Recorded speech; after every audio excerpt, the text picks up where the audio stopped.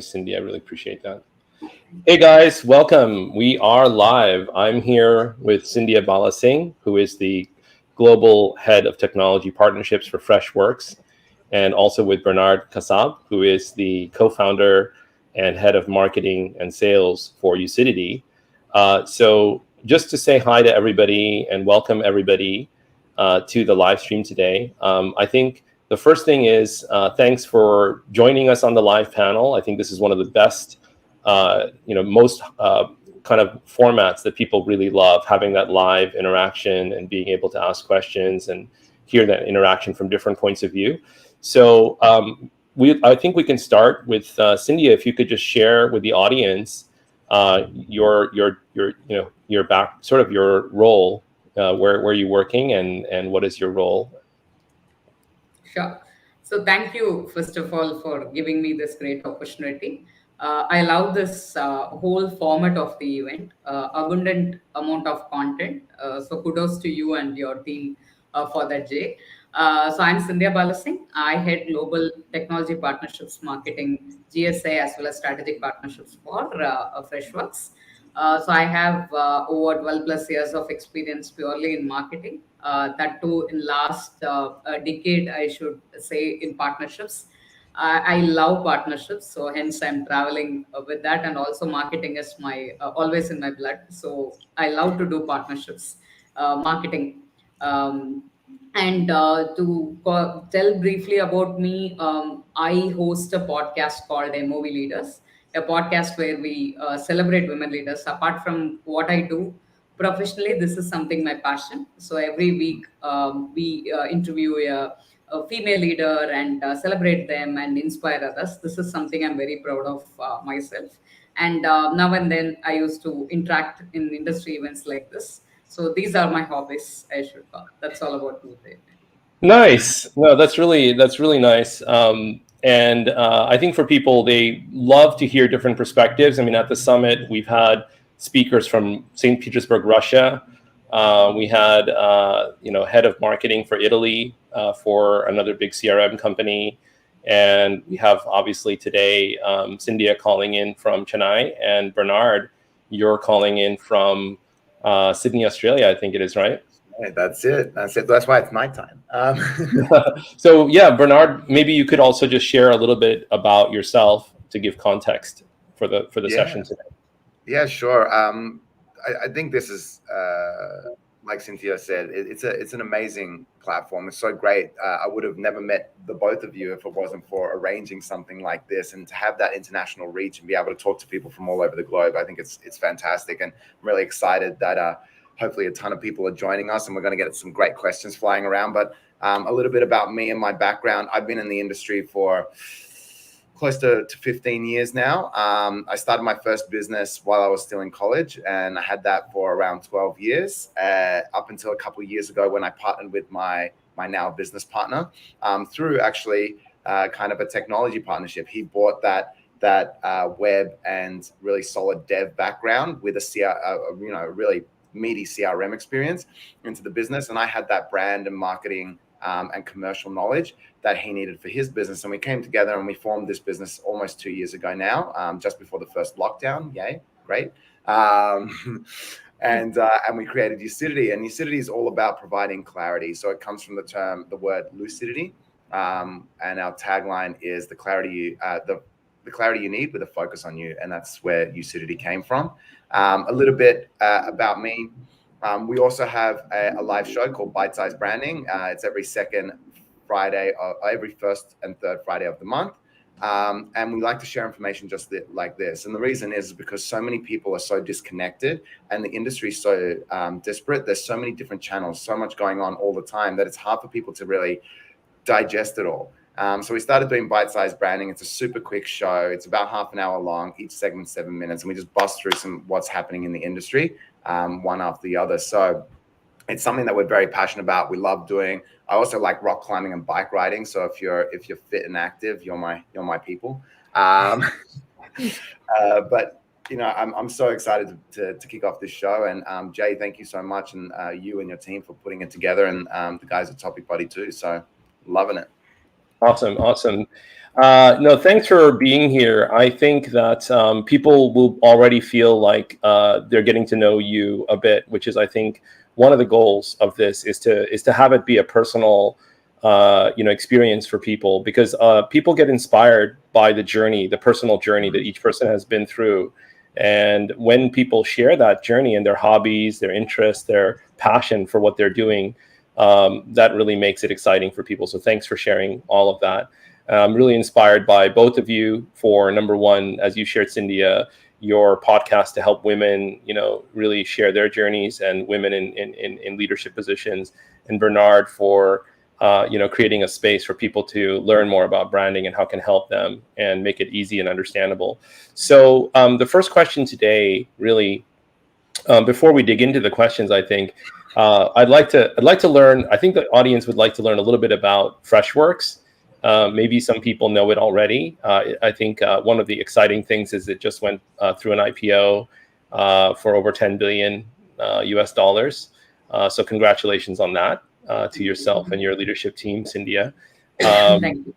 But so for people who don't know what is Freshworks, how could you share a little bit about what is Freshworks? Sure. So for us, it's customer 360-degree platform is what Freshworks does. So it has customer help desk, ITSM help desk, sales and marketing automation tools, CRM, chatbots.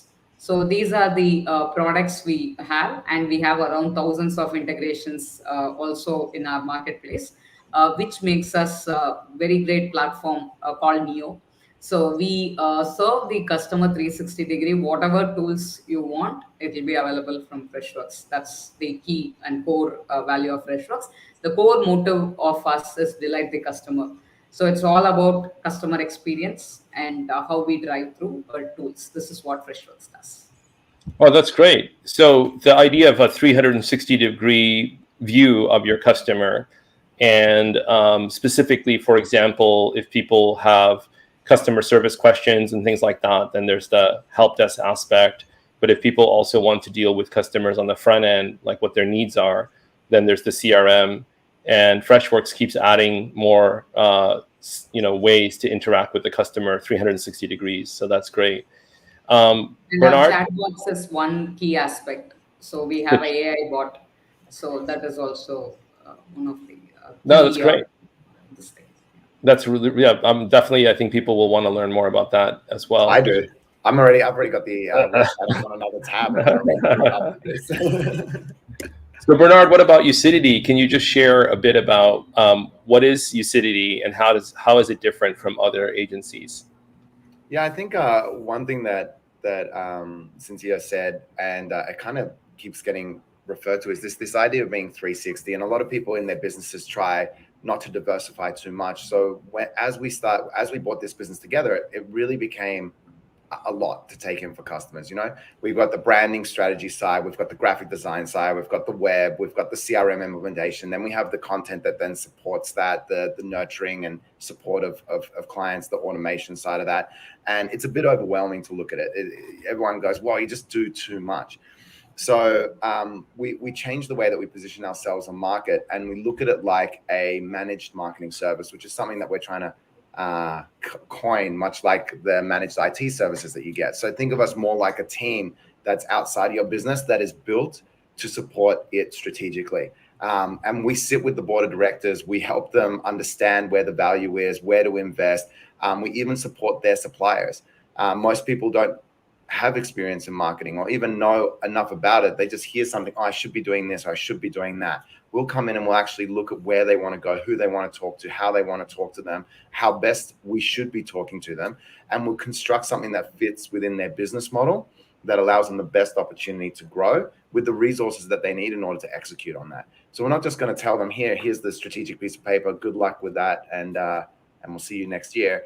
We hopefully we actually sit through them and create that resource and create resources for their customers, their sales teams, their marketing teams, so that they're able to go to market confidently. And when people see them, it connects, it resonates, it's consistent, and they feel like they can build that credibility and trust with that business. And that's what it's all about. I think people want that authentic business now. And even your big businesses that had people at the top that were hidden behind the facade of the brand are now coming out and being more public, because people want to connect with the people behind the brand. And I think that's what essentially you want to create when you're building out your strategy to go to market. And that's what we do. Okay, so that I think is really interesting. I think the way I would kind of summarize that is that you're really a strategic thought partner, and you're helping people clarify how to build a whole better marketing process from end to end, and also execute that, because there's some branding elements, but there's also specific execution technical skills across that. So that's great. And you stick around to make sure it works. You actually measure it and make sure it's working. So that's great. So now that we have a really clear idea of what is Freshworks, which is 360-degree, as you said, customer experience. And Bernard, you mentioned about really having a strategic thought partner in growing your business end to end. The first question that I think we've gotten for Cynthia is technology partnerships, in terms of how they can help companies create more value for the customer and actually increase the customer value to each business. Could you share a bit for people who are listening, who are thinking, well, technology partnerships are expensive, they take a lot of time, maybe they don't actually create that much revenue, or they don't create that much value for in terms of increasing the value of the customer to each of the partners. So the question is, how does technology partnership create more value to each of the partners? Sure. So it's an elaborate and very nice question, Jay. So I'll try to do justice as much as possible. So before explaining this, I'm sure that in one liner, I wanted to explain the difference between channel partnerships and technology partnerships. So that will first answer a part of your question, like how people measure the outcome of the technology partnerships. So channel partnerships is something, a partner who is having a great customer network, who is going to try and resell your product for a commission, or for them to increase their revenue. But the goal of technology partnerships is totally different. So we call it, in the typical sales terminology, a channel partner is somebody who is doing the sell to or sell through. That is the channel partnerships model. Sell with, that is, you are selling along with someone, is called technology partnerships. Here, your technology partner is not going to resell you for you to measure the revenue immediately. Rather than, you both are going to try, and we all exploit an over-exploited word, or over-abused word, I should call, is creating customer value, right? Everybody says value. What is it exactly? So how a customer perceive the value? In a simple terminology, the cost they are paying you, they need to perceive the value greater than that. That is the key metric of value, right? Then only the value is justified. So how does technology partnerships help? That is the outcome you have to measure, rather than directly measure the revenue. You should measure the influence it makes in the revenue and the retention, rather than directly measuring that how much of customers I am getting because of this partner. So that is not going to help you. But why this is important? In today's world, especially, let's take SaaS industry as an example. There is no barriers of entry, right? So everybody, every day, there are tons and tons of new tools are coming, and it is really hard for you to even convert a free customer to a paid customer. That itself is a big step, and you have to spend a lot of money and a lot of education for that customer to perceive that value to become your paid customer. Once they become a paid customer, if they churn out, then it's a huge loss for you. So they always call, like, 1% if you are able to, or 5% if you are able to retain more, then 80% positive impact will be there in your bottom line, right? So it's very key that you understand your customer as a thought leader. So you need to establish yourself as a thought leader to the customer you are going on. They should, in a simple layman language, they should see yourself, you as a doctor. And if someone is going to a doctor, if they are making a diagnosis and they are prescribing a medicine, you really believe them, trust them, and go along with them, thinking that that will make you to feel better. The same thing here, when you have to act as the business consultant, you cannot act as a salesperson. So you cannot just go and solve a portion of problem. Hey, okay, fine, you wanted to set up online e-commerce store. Let's take as an example. Okay, you wanted to set up an online e-commerce store. I will only come and solve your help desk solution problem, and I can give you a chatbot. Rest all you figure out through someone else. So that customer is not going to see you as a consultant. Then he is just going to pursue you as a one another salesperson who is trying to sell a product to him. So when you can become really a consultant, when you are able to prescribe the tools or the prescribe the complete business process for them end to end. In this case, let's take an e-commerce customer. You wanted to build an e-commerce store for them. Helpdesk is a tool where they can take a support query, but lot more is there. They wanted to build an e-commerce store. You can have a Shopify and Freshworks or Freshdesk integration is so easy for them to build the online store. Then you can say, I can bring you that Freshdesk and PayPal integration, where the payment gateway can be set up. I can bring, AWS and Freshworks integration for you to build the infrastructure and the collar around it. I can have my own chatbots prescribing you. I can get you SurveyMonkey integration where you can get your NPS score. I can get Slack as a collaboration tool for you. So here, it's not like Freshworks need to build all these capabilities to become a consultant, because there is no monolithic software requirement a single company can solve. It's impossible. Then you will keep R&Ding, you will keep innovating products, and you have to keep establish yourself as a market leader in each and every segment. So it is very easy to get your niche right and get the technology partner who can fill the product gap and create a complete solution approach to the customer. So when a customer comes to you, comes to Freshworks, then a e-commerce customer comes to Freshworks, then he knows an end-to-end, right from setting up my store to payment gateway to taking survey to take care of my logistics to solving the customer queries. I can have all my digital automation tools deployed in a plug and play this thing through a consultant called Freshworks. So here, how are you? There is a data. It's always say that if a customer is, we call this a SAP or integration, right? When they download any plugins with Freshdesk with Slack or Freshdesk with SurveyMonkey, we call that as an app or integration. I'm just making it clear for I'm sorry, you call that, what is that called? apps or integration, application or Apps. integration. Okay. Or integration. So the more than one integration or app a customer is deploying in their platform, then the chances of them getting churned out reduces by 50%. If there's more than two apps, if the customer is going and deploying, then the chances are getting reduced by 75%. So it is a very important you tightly integrate customer end to end so that their cost of switching goes higher. So here your retention stays higher. So automatically you're creating the value for the customer. For that you need tech partners. If you're trying to do everything on your own, you will lose your core value. So when you find out the right technology partners, you will become a consultant as a partner to the your customer, and they will keep coming back to you, and they will never churn out. So I think just this is like a fantastic sort of, if you will, really helpful thought process, and I love that you explain it so clearly. The first thing you shared is that you mentioned that, Cynthia, that really the first kind of partnership is called a channel partner, where you're really focusing on them being able to sell through your products. So they essentially resell it and they become a channel to get you more clients. And that's really focused on generating sales. But when you work on a technology partnership, you're really looking at something completely different, which is how are you going to work together to really have an end-to-end solution and cover the holes that your customer is asking about. They're using your solution for some part, but there's some other part that they need.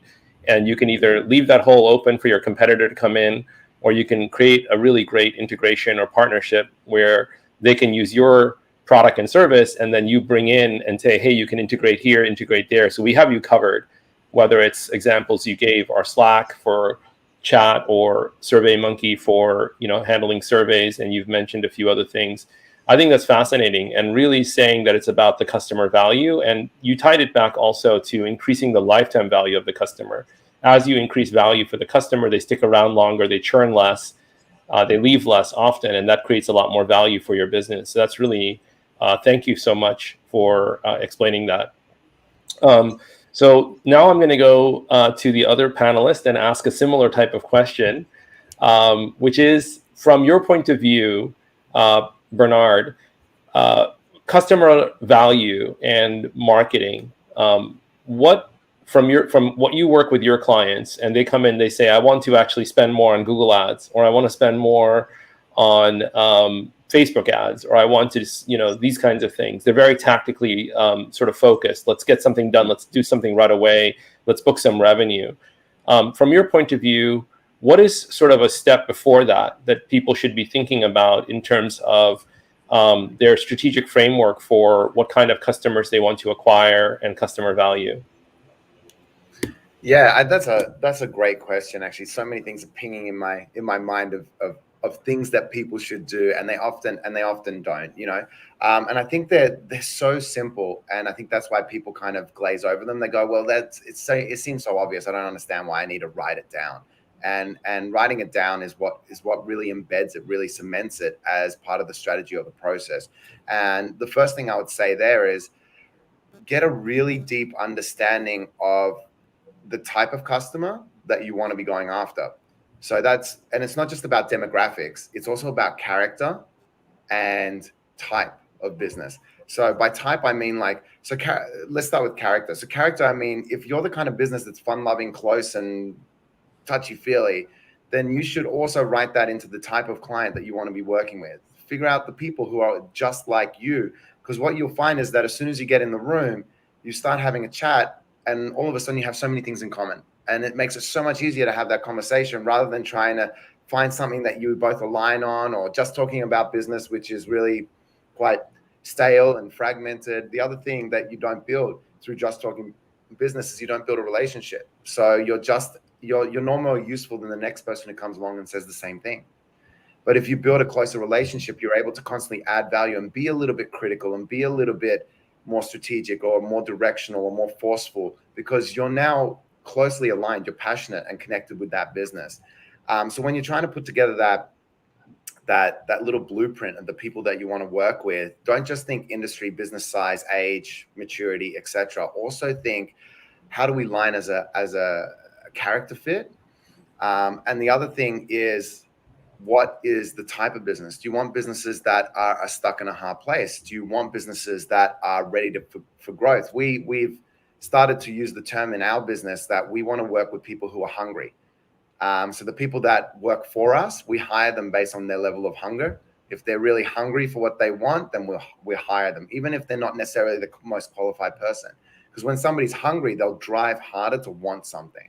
And it's the same thing that we want from our clients. We want clients that are really fired up and ready to go. And so hungry is like a key thing that we write. So that's the first thing that we create. We create that fit, that character type that becomes the client that we're looking for. And then from there, we look at how we build out the system. And so many people, there are so many misnomers out there. People are like, oh, just go to Google ads. They're great. You'll get tons of leads. We always sit our client down and say, well, what are you really looking for? Because leads, it looks great on the ballot board. It looks great when you tally it all up and you've got 1,000 more leads. But do you just want more leads, which means also more work, more people you have to pursue, handle, nurture through the process? Or do you want better leads? Is it a quality thing or is it a quantity thing? Which seems, again, like the most basic, phrase that you've probably heard a million times. But it's so funny, the number of businesses we sit down with and we ask this. They're like, we want more leads, we want more leads. And I said, okay, but why? What does that actually mean for the business? More leads at $10 a lead, is that better than more leads at $10,000 a lead? Would you prefer that if we created a strategy around harvesting better quality leads rather than just increasing the number of them? And what they don't realize is that with increasing the number also means you have to increase resource. Or you have to implement more processes or create more automations or create more systems, right? You can't just suddenly go from having 10 leads a month to having 60 leads a month and then act the exact same way. Now you'll start having attrition and people falling through the gaps, which is where, platforms like Freshworks and HubSpot and Salesforce come in to fill that gap for a business. But if a business hasn't ever got into that game, imagine putting in that extra, whatever it is per month, $2,000, $3,000, $4,000, $5,000 a month, just to support clients that aren't even necessarily a good fit for the business. They're cold. They don't really have a full understanding of your business. They're often, and to not, dispel or to downtrodden those type of customers, but they're often tire kickers, and it's not their fault because they've come in expecting one thing and you've presented one thing because you're not refining and defining the kind of client you really want to be talking to. And I think that's key, and that's where things like building out the entire system around content, your positioning, your social media, your website, how that speaks and what it says, and who it talks to. All the support content that goes around that, the landing page, the funnel, the automations. How do they speak to these people? And what is the kind of conversations you want to be, these potential customers, and what's the kind of conversation you want to be starting? So I think I'm just going to jump in here because I can imagine that Cynthia is getting excited as well with what you're saying, because a lot of the things that you're saying actually Freshworks also enables. Mm-hmm. So in a sense, there's a really good synergy in terms of what you're saying as well.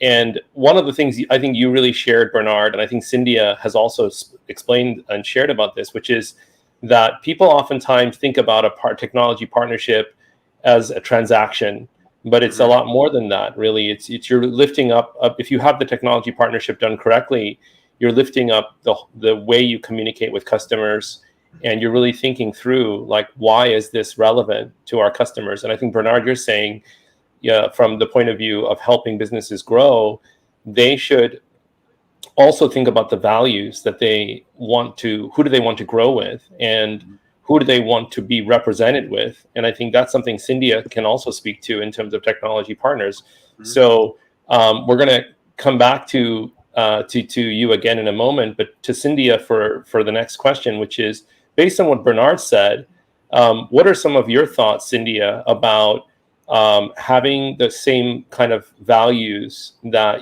of the companies that you would choose to partner with in terms of how you represent yourself to customers? To put this question in a simple way, we can say, like, how will you identify a right partner, right? For this kind of creating a value. So first and foremost, you and your partner or your technology partner or the solution with whom you're going to integrate, you need to be very clear, are you going after the same target audience segment? I cannot go and partner with someone whose core value is to HRM, yes, or to the HR heads, and I'm going and representing myself to a customer success segment. Then there is no synergy. So for the sake of building a value or an app or an integration or a use case, you cannot just like that go and partner and expect that to add value to the customer. First and foremost, your target segment on the audience profile need to be same. And second, whether the product gap and use cases make sense. So for instance, I always give this example. It is not only that there is a product gap only you need to fill. It is also about you may have that feature, but there will be some other partner who will be a market leader in that feature. For instance, let's take a very simple example like everyone understands. My favorite example too. The one integration or the one app I love to have is integrating Alexa with Google Calendar, which is currently you will not have. So I will love to have a use case to get up in the morning and ask Alexa, what is there on my Google Calendar, or what is there for my today's schedule? Alexa will only answer if it is there in my Alexa calendar. So it's not necessary. You cannot force a customer to use a brand for your convenience. It is their choice. So they may like, Freshworks may have a CRM, but they may like HubSpot CRM and Freshdesk help desk. And you should allow them to have an integration to have a use case with HubSpot and Freshdesk. You cannot say that, hey, Freshworks is having a CRM. Why will I build an integration with HubSpot or Salesforce or someone else, some other CRM partner? So that is not the case. It is about like what use cases a customer wants. It's not only about the product gap, it's also about the brand gap, right? A certain brand preference a customer may have. How wide variety you are providing for your customer. And third is something, you have to go closer to the the geography of the customer. English is not always well prominent in a lot of countries. Take Latam, take DAC, take Spain. They need to have their software in their local language. So you need to go and partner with, like, I may have my own fresh collar, but I will go and partner with 55 PBX in Latin America, because that partner is closer to the language, and the people in Latam prefers that app over fresh collar. So I may want to have that. I may want to partner with Unbabel, a translation app in Europe, for me to go and cater the various language needs. So the three, just to summarize, the three things you need to take care while creating value for customer along with a different partner. Target audience need to be same. You have to see the product gap as well as the brand gap, and also you need to take care of the language market you're going to. So if you do these three things right, and then you will nail the technology partnerships strategy right to add the customer value for your Yeah. customers. I think this is a really helpful, because you shared some examples that are really, I would call them almost contrary to what people might think. People might say, for example, Freshworks has a CRM, so therefore there would be no need to integrate with any other CRM. Or Alexa, as you said, is one of your favorite examples, has already got their own calendar, so there's no need to integrate with Google Calendar. And your point is that if you're going to really think strategically, as you said, Cynthia, that this is actually completely wrong, because the customer already has a Google Calendar. Have you thought about that? And if they ask Alexa, what's my next appointment, and it's not integrated, then Alexa's not providing the value that the customer wants. Correct. And similarly with the CRM example you've given. So this is really shifting, I think. It's almost like a breakthrough, if you will, for a lot of people, where even if you're a very big company, successful company, like Alexa or like Google or like Freshworks, like HubSpot, there's always a lot of room for really serving your customer better and putting their needs first. So I think that was extremely helpful, and thanks for sharing that. And now back to Bernard.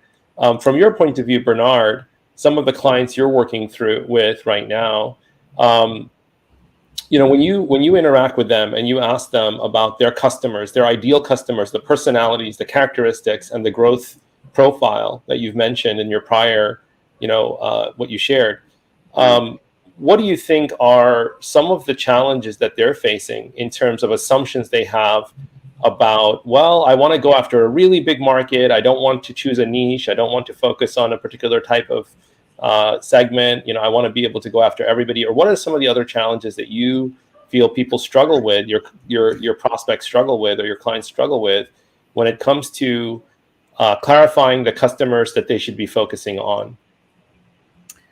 Yeah, wow. Good question. Very, very insightful question. This is a great one. Wow, there's so many things that kind of come to mind. Where to start? I think the one thing that people, the one thing that always amazes us is how often people don't talk to their own customers about what they loved about their business, so that the next time they go and talk to a customer that's like that customer, they know how to talk to them.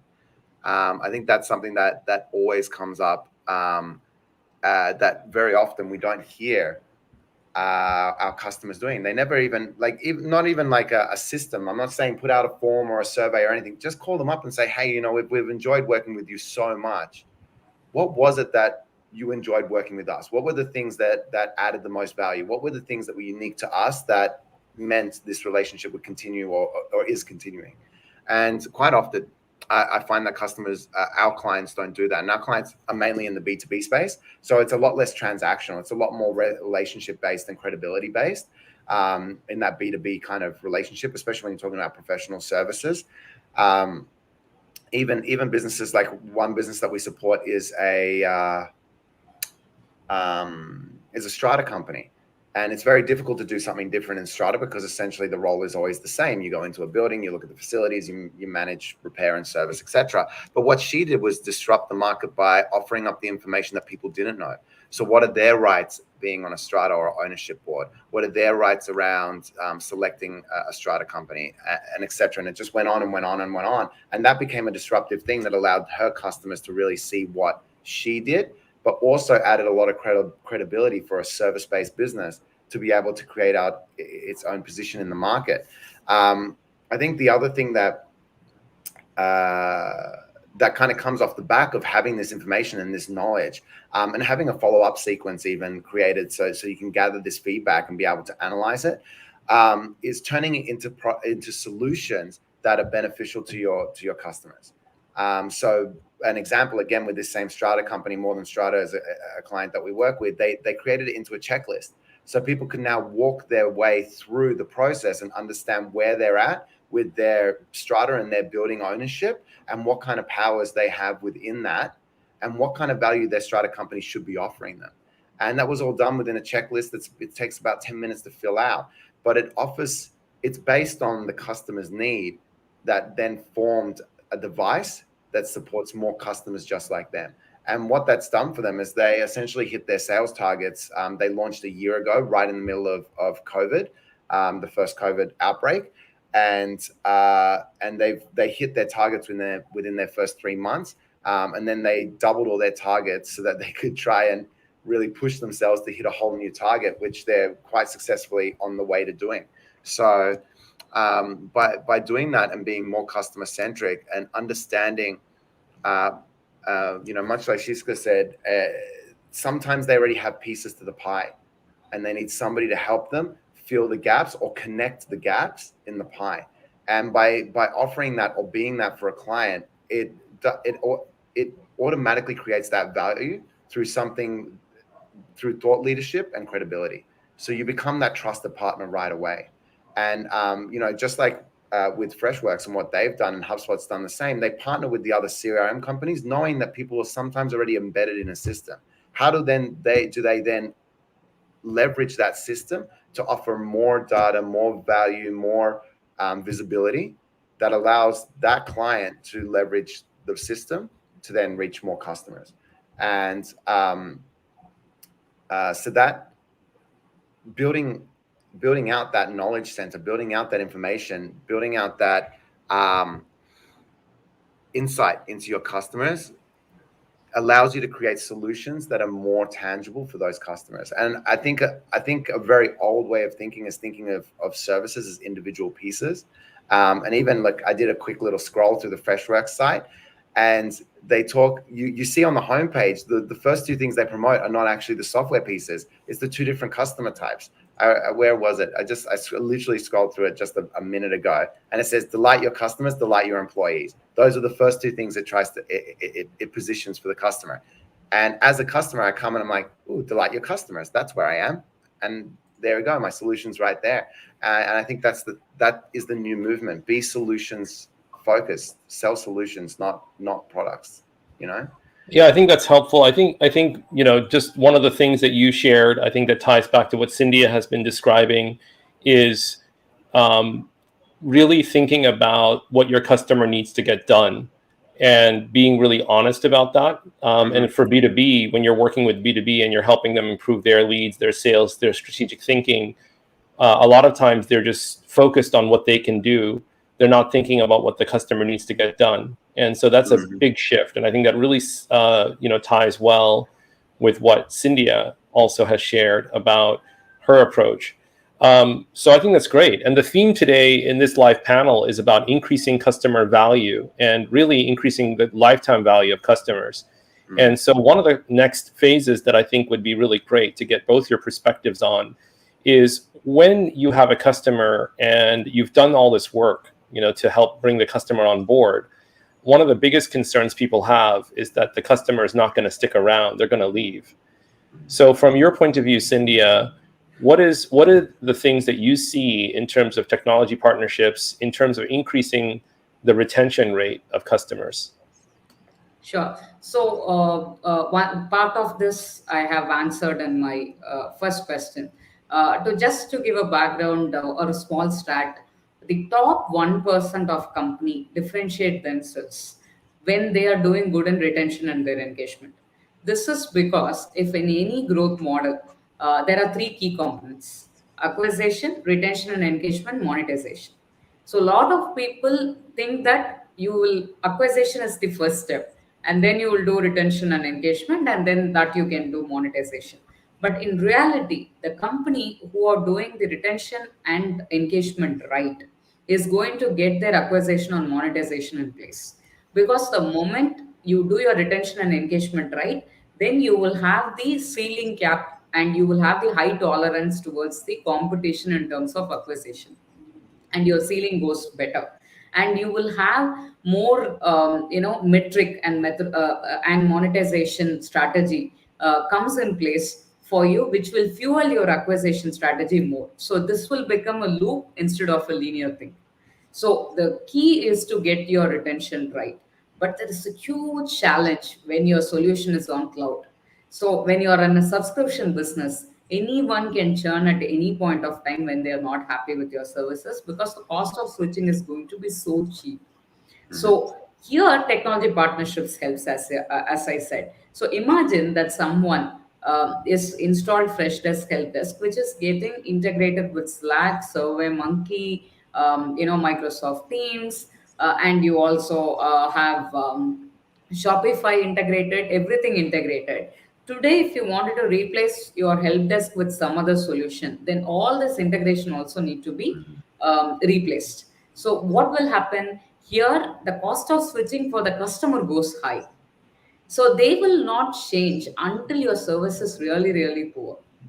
So in this case, how it is helping you is your cost of customer switching is high. For you, cost of retention of customer is low because of the adoption of technology partnerships. So one step before, if I have to go, while attracting your customer itself, you're pitched a solution rather than pitching a product. So here itself, again, it's going to make that customer mindset very clearly that if I am going to stick with this player, I am going to get all my business needs solution in one place. So they are not going to really shift from your side. As I wanted to reiterate the fact, as I told, the more the number of apps, the more than 75% of customers will not churn away from you, which is going to hit a huge thing in your bottom line. It's not only there, and another thing will be is for the both the partners also. One step, if I have to go on the acquisition thing also, which is also very key for you to get more and more retained customer. So in the acquisition strategy also, if you see, if me and Slack are going and doing a marketing strategy together, their customers are my prospect, my customers are their prospects.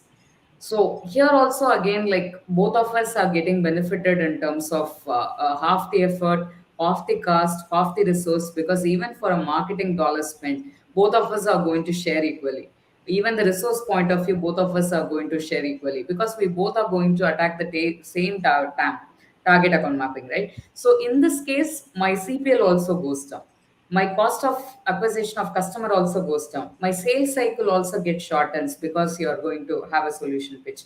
When a customer onboards, for them a cost of switching is going to be higher. So the churn rate will drastically reduce. If more than two integrations are there, you are going to save 75% of your customer from getting churned out.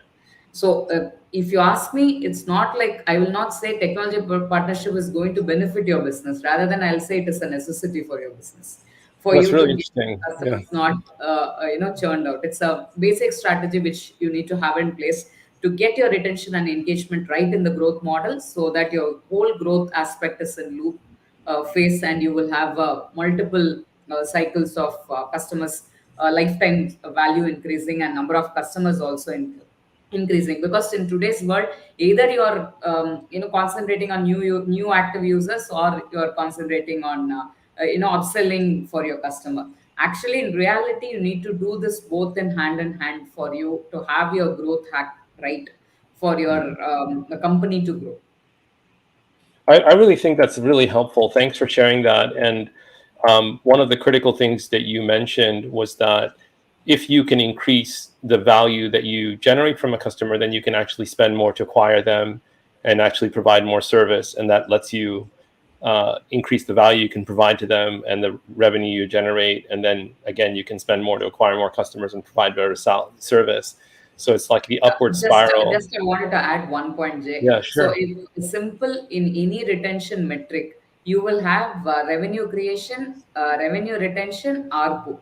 All these three metric will be catered by technology partnerships today.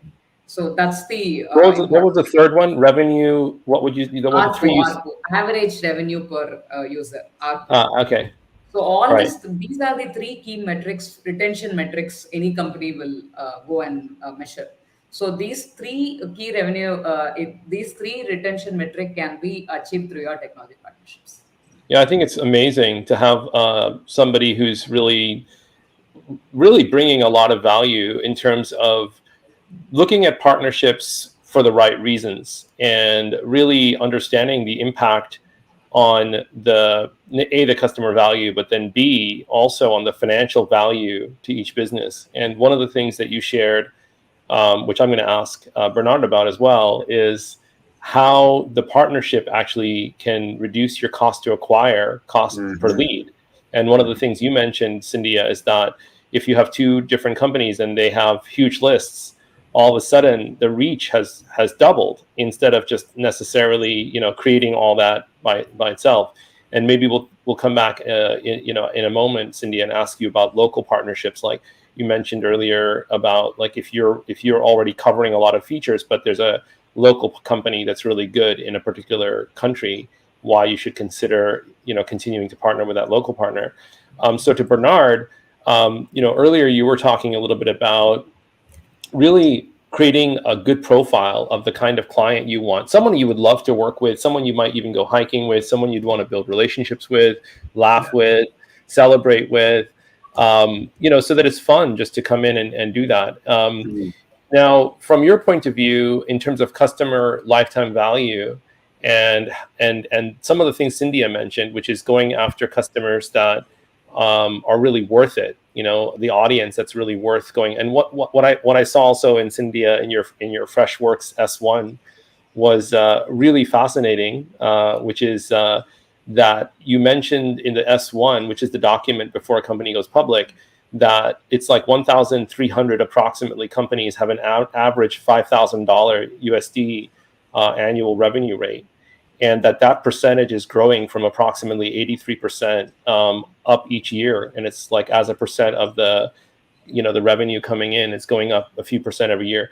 And that really says something similar to what Bernard has mentioned, which is that there's clarity where you can provide value. And so to Bernard, my question to you is, how do you help your clients, increase the lifetime value of the customers they already have? Yeah, sure.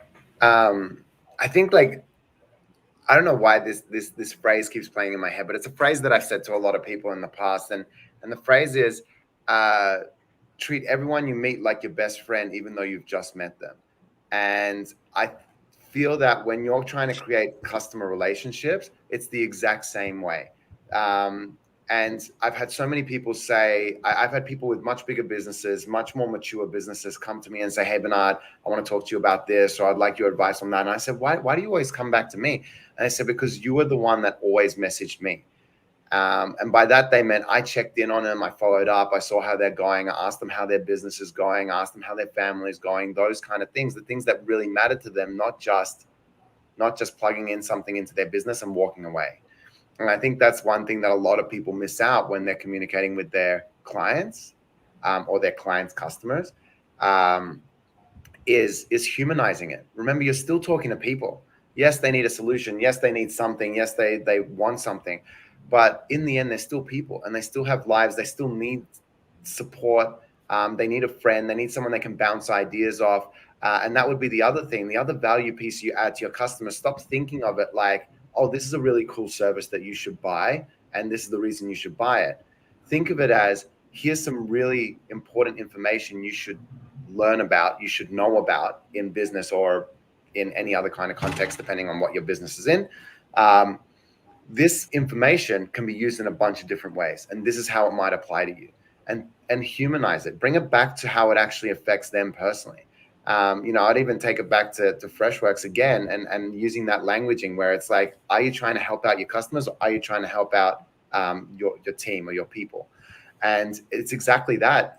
No wonder the brand just went IPO, because it's a human brand. It's been humanized. It's taken technology, which is typically something that people find very mechanical, and it's brought the human element to it.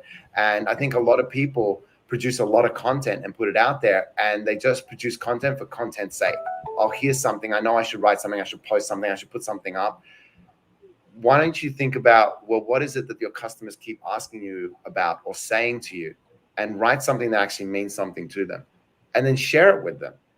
Know those people, remember those people, and share it specifically with them. Hey, I wrote this for you because I remember you asked me about this, and that's why I'm producing it. And yeah, it sounds cumbersome until it's systemized. Like, if you try and do this ad hoc all the time, nobody ever has any capacity for it, which is why everyone always puts it in the too hard basket. But if you start to create a system and a process around it for acquiring the information, understanding the customers, learning about them, checking in with them on a regular basis, you can automate that if you really want to, But when you write the automated message, remember to write it like you're still talking to them, not like you're writing an automated message.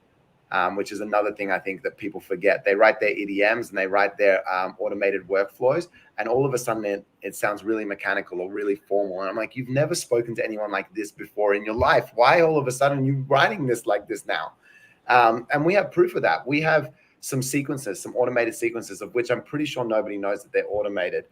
And we get anywhere between 57% and 62% open rate on those sequences, because we wrote them on a weekend, and me and my business partner were hanging out, and we were just chatting and writing.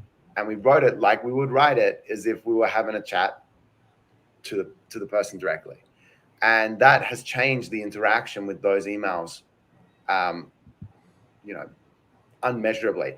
And the reason you want to do this and create these close connections is that once you become a friend with somebody, they're more likely to do a lot of things. Number one, they're more likely to refer you.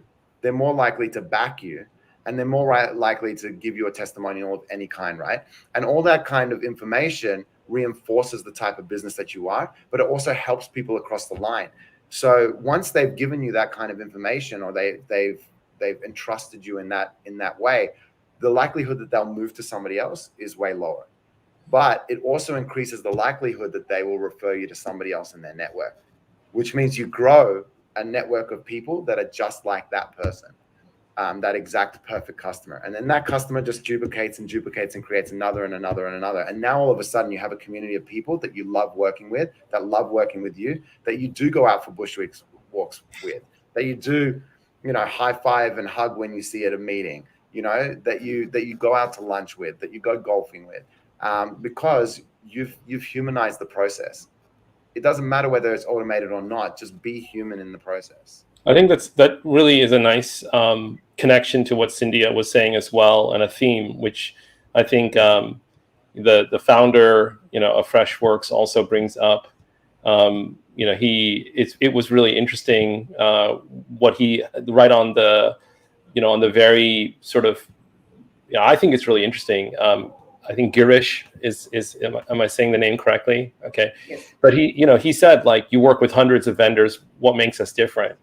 And what's amazing about, like, the mission statement, if you will, and it's also interesting in the way he wrote the S1, is it's very personal. It's very similar to what Bernard is talking about. You feel like you're talking to a friend. You feel like you're talking to a person who really has thought deeply about who they want to be and how they want to show up for people. And then that ties back to the concept of delighting your customers and delighting your employees. So it's all coming full circle. So I think that's fantastic, Bernard. It's great that you espouse that value and you really live that. And I've experienced that in my interactions with you as well. Like, every time I have an interaction with Bernard, I always feel that I'm leaving the call getting so much, and so grateful that I had a chance to connect with him and really want to do more, just as he said, introduce him, include him. And I feel the same way also with Cynthia. You're really, putting a voice out there for so many people and really helping them to think about their careers and what they can do and not get stuck. So back to the, just the last few minutes of this live panel today. I think we can just have a few moments maybe to wrap up on the theme today, which is increasing customer value. And that's the theme. And I think that the last kind of sort of, few words, you can use the time to talk about anything you want. But the question that I think has come up is, people talk about delighting, customers, but what about unhappy customers?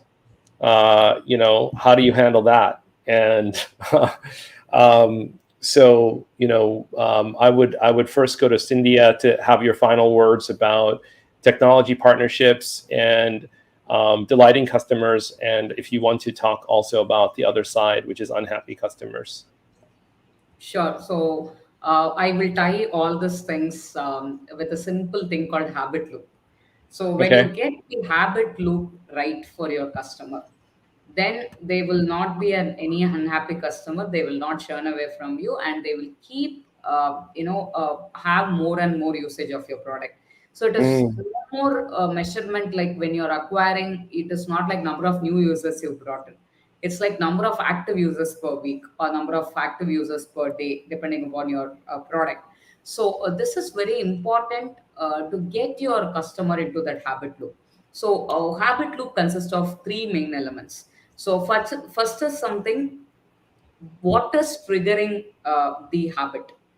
What action is, what are you triggering? What they wanted. Let's take Zoom as an example. What is the trigger to have a Zoom meeting? Okay, I want to meet someone in a different region where I can't have a personal face-to-face meeting. That is a trigger, right? That is a trigger for your this thing. What action you are doing? You are making a Zoom meeting. Then when complete the action, what is the reward? A delightful quality experience, video quality experience, or this thing where the cost is cheap and you need not go and meet them in person, but still you get the same feeling of face-to-face meeting. That is the reward. So a trigger, action, reward are the three key things for the habit loop. But this will not automatically happen, right? So this trigger will usually be induced in two ways. One is manufactured trigger, and second is environmental trigger. Manufactured trigger is like your advertisements, you in-app push notifications, or you wanted to push emails or paid channels, or so many things is manufactured loop. But think about Zoom. You cannot push people to have more Zoom meetings, right? You cannot push people to have meetings. So that will not help. So here comes the environmental triggering. That is your technology partnerships. So if you have an integration between Google Calendar and Zoom, so when you're scheduling a Google Calendar invite to someone for a meeting, then there will be an option. You can add a Zoom link to that calendar. So that is called environmental trigger, right? That will trigger you to use Zoom because it's easy. The easiness is more. And a Slack, let's take like you and me are chatting over a Slack, and suddenly you think like, I think we should connect for 30 minutes video call. Immediately a Zoom link I can attach in-app with Slack. Then that's the manufacturing trigger, right? So these are the things which is going to trigger the habit loop of your customers. So this is not only going to retain your customer, this is going to engage your customer and create this as a habit in their day-to-day life, like the way we use Zoom or Slack or anything. So technology partnerships is key to bring this environmental trigger in place for you to get your habit loop right, which is going to fulfill your retention metrics, as I already told. So when you're having a retention metric, again, you have to be very clear, like what frequency you wanted to measure their activeness, and what core action or core behavior they need to perform, and who is going to perform that thing. So these three elements are going to define your retention metric or retention cycle. For this, habit loop is the key. To get the habit loop in place, technology partnerships is key. I This love is it. how. I love it. I love it. I think I will relate this back to a couple of the themes. I'll just summarize the themes. We're coming up on the hour, and I want to be respectful of people's time.